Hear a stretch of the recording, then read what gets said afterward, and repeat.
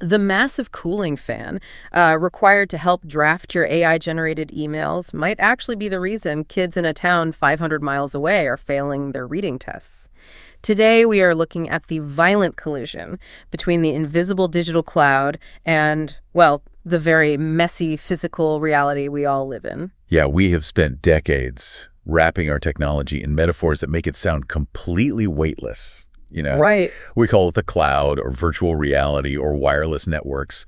It paints a picture of something ethereal just kind of floating above us without leaving a footprint. But the sheer scale of the artificial intelligence boom has shattered that illusion completely. Which brings us to today's deep dive. We are pulling from a stack of recent research, articles, and municipal reports detailing a massive infrastructure bottleneck. And here is the number that sets the stakes. Okay, let's unpack this right now. Around 50% of the large data center projects scheduled for 2026 are being pushed back, reduced in size, or stopped entirely. Half of them. Yeah. I mean, when you consider the billions of dollars backing these expansions and the furious race between tech companies to dominate the AI market, a 50% delay rate means the system is literally choking on its own physical limits. Wow. The demand for AI technology is growing at an unprecedented pace, but it is slamming into a very hard, very unforgiving regulatory and infrastructure wall. Okay, so why are these massive projects suddenly grinding to a halt? To understand that, we have to look at what an AI query actually does behind the scenes compared to what we are used to, right? Exactly. Because if I go online and type a standard search query, the physical energy required to fetch that result is pretty minuscule. Right. It is entirely different mechanics. A standard internet search is essentially a retrieval process. You ask a question, and the server pulls a highly indexed answer from an existing database. It's just grabbing a file. Yes. But when you ask a generative AI model to write a summary or create an image, it is not just retrieving data. It is calculating probabilities across billions of parameters in real time to generate something entirely new. Which means the computer has to work significantly harder. Exponentially harder. To put it in perspective, the data shows that a single AI query uses nearly 10 times the electricity of a standard search. 10 times? Yeah. Now multiply that by hundreds of millions of users globally interacting with these tools constantly throughout the day. You can't process that on standard server racks. You need massive arrays of graphic processing units or GPUs, which draw incredible amounts of power. Right. And as a result, they generate blistering amounts of heat. So to keep those servers from melting down, you need industrial-grade cooling systems. We think of AI as this invisible, ethereal cloud magic, but in reality, it's like a heavy industrial plant moving into your neighborhood and drinking up all your town's water. That is exactly what it is. And just like a 19th century textile mill, it brings massive industrial problems to the town. When a tech giant proposes a new data center, the local municipality suddenly realizes this single facility might consume millions of gallons of water a day for its cooling towers. Just for cooling. Just for cooling. While demanding as much electricity as a small city, local grids are simply not built to absorb that kind of sudden, concentrated draw. That explains the 50% delay rate perfectly. If a town only has a finite amount of water and electricity, they can't just hand it all over to a warehouse full of servers without breaking the local system. Right.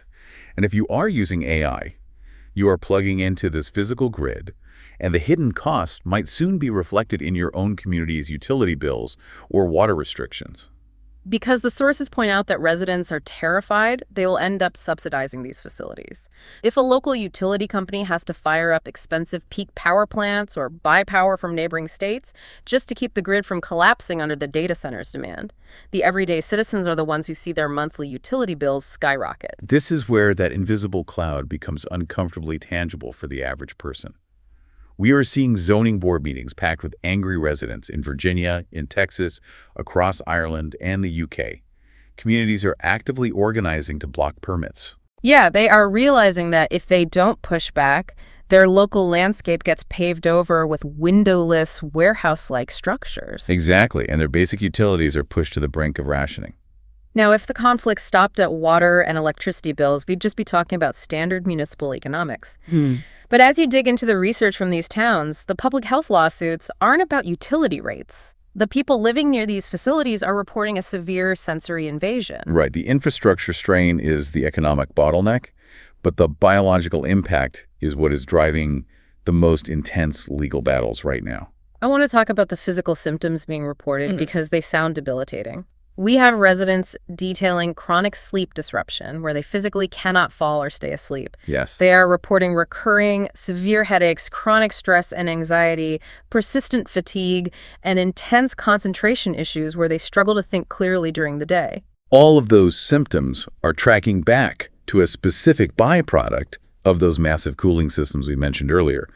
It is the noise. Yeah. But it's vital to understand we are not talking about the sheer volume of the noise. Here's where it gets really interesting. I get that loud noises are annoying, but this is described as a hum. I lived in an apartment once with a refrigerator that had this constant, low-pitched hum. It drove me absolutely insane. Oh, absolutely. But I imagine what's happening outside these data centers is on a completely different scale. Because when you say noise pollution, people usually picture a loud highway or a construction site with jackhammers. Why is a persistent vibration from a cooling fan causing such extreme physical symptoms compared to, say, living near a busy highway? Well, those traditional noise pollutants, the highway or the construction site, they have an ebb and flow. They recede at night. Rush hour ends. Exactly. A data center operates at maximum capacity, 24 hours a day, 7 days a week. The cooling fans, the massive electrical transformers, the backup generators, they emit a persistent low-frequency hum. And the physics of low-frequency sound, or infrasound, is what makes it so incredibly invasive. Because it doesn't behave like a normal sound wave. Think about when a car drives past your house playing heavy bass. You don't necessarily hear the high-pitched vocals through your walls, but you feel the bass vibrating in your chest. Oh, yeah. You can feel it in your ribs. Right. High-frequency sounds have short wavelengths that easily bounce off physical barriers like walls, fences, or double-pane windows. Low-frequency noise has incredibly long wavelengths. It doesn't bounce.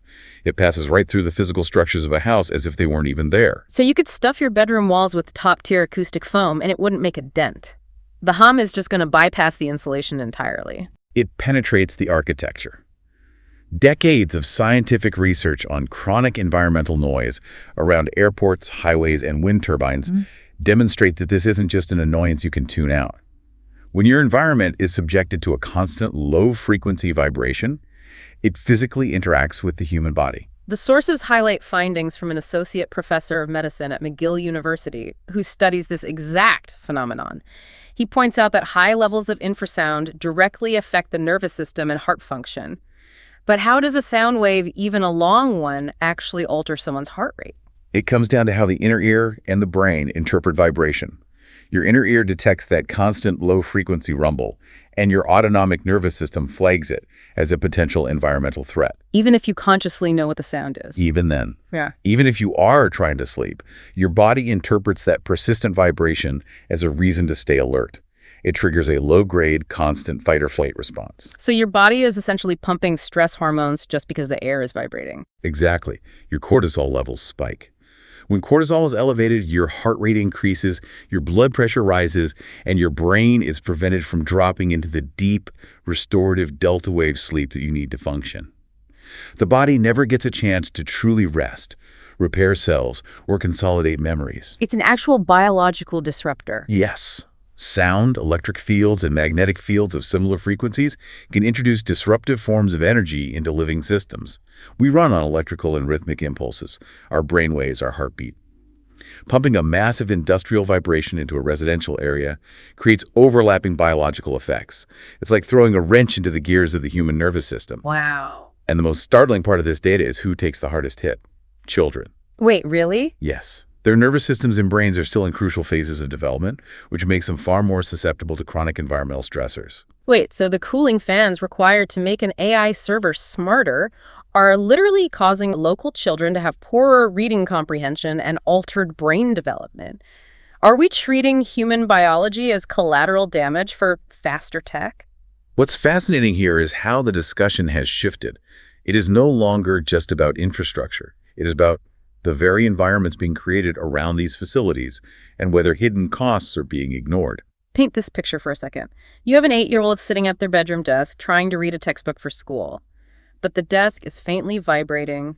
There is a hum in the air that never stops. And their cortisol is constantly elevated. Right. The research clearly correlates this long-term exposure in children to reduced cognitive performance, poorer reading comprehension, concentration difficulties, and severe behavioral challenges. It's a staggering trade-off. We are looking at the reality of the physical world. The servers are getting smarter and capable of passing the bar exam, but the physical byproduct of running those servers is degrading the reading comprehension of the kids living down the street. It makes complete sense why communities are fighting these permits tooth and nail. Which brings the conversation to the ultimate regulatory battle. The bottleneck exists, the severe human and environmental costs are established, and the demand for AI is not slowing down. So how do we fix this bottleneck without hurting communities? Well, according to the policy sources in our stack, the proposed solutions have split into two main camps. First, you have the pro-regulation view. These advocates argue the only way to protect a community's resources and quality of life is to implement strict size and capacity limits on the facilities themselves. The logic there is rooted in physics, right? Exactly. A smaller facility processes less data, which means it requires fewer GPUs, generates less heat, and ultimately needs a much smaller, quieter cooling system. By capping the size, you inherently limit the draw on the local water supply and shrink the radius of the infrasound pollution. But the tech companies push back on that, arguing that capping the size completely stifles the scale required to train next-generation models, which leads to the second camp, the sustainable solutions view. Right. This group argues we shouldn't implement outright limits, we should just move them. Force the companies to relocate these massive server farms to remote areas far away from residential zones to minimize residential impact and require them to invest heavily in green energy to power it. It's basically a modern zoning war. Do we force the tech giants to shrink the footprint of the factory, or do we tell them they have to build these massive server farms out in the middle of a desert? Well, it is an appealing concept on paper. If you place a sprawling AI data center in the middle of a remote desert next to a dedicated solar farm, you solve the residential noise complaints and you remove the strain from civilian power grids. But even the remote relocation idea has massive hurdles. You put a data center in a hot desert, how do you cool it? You need immense amounts of water, which deserts obviously lack. Do you pipe it in? Do you build these facilities in freezing climates like Iceland instead? If we connect this to the bigger picture, this entire debate forces a reevaluation of how we measure economic growth against public health. Critics argue our definition of progress has become too narrow. Right, focusing solely on tech advancement. Exactly. We are looking at the skyrocketing stock prices of the companies building the AI, and we marvel at the unprecedented speed of the software while ignoring quality of life. We are ignoring the depleted reservoirs, the strained electrical grids, and the kids who can't sleep through the night. We have treated the physical world as a limitless subsidy for the digital world, and this 50% delay rate is the physical world finally signaling that the subsidy has run out. You cannot infinitely expand a heavy industrial footprint within finite municipal environments without generating severe friction. Until the industry accounts for the true environmental and biological costs of their cooling towers and power draws, the loss permits and the legal battles are only going to multiply. So what does this all mean? Let's unpack everything we've covered today. It means that the next time you use a lightning-fast AI tool, you should remember the very real physical servers spinning away. The cloud is not floating in the sky, it is anchored to the ground. Right. It requires millions of gallons of water, it strains the power grid, and it hums loud enough to shake the walls of the houses next door. Right. And right now, there are communities fighting for their sleep and water just outside those data center walls. Knowledge is most valuable when it is applied. I encourage you to think critically about the physical infrastructure behind the digital conveniences you use every day. This raises an important question about how we, as a society, balance innovation with human well-being. And I want to leave you with one final thought to mull over as we wrap up this deep dive. If these massive data centers are being built specifically to power hyper-advanced artificial intelligence, what happens if we eventually prompt that very AI to solve the environmental and health crises its own hardware created? Oh, that's an interesting thought. Right. Would a super intelligent AI propose a solution that prioritizes human sleep and community health? Or would it prioritize its own need for endless computing power?